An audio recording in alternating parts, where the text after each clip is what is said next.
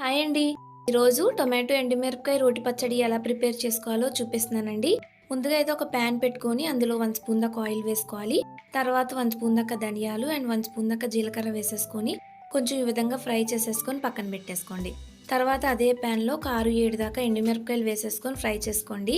తర్వాత 1 స్పూన్ దాకా ఆయిల్ వేసుకొని 2 దాకా టొమాటోస్ని కట్ చేసుకొని వేసుకొని మూత పెట్టుకుంటూ మూత తీసుకుంటూ ఈ విధంగా టొమాటోస్ని బాగా మగ్గించుకోవాలి.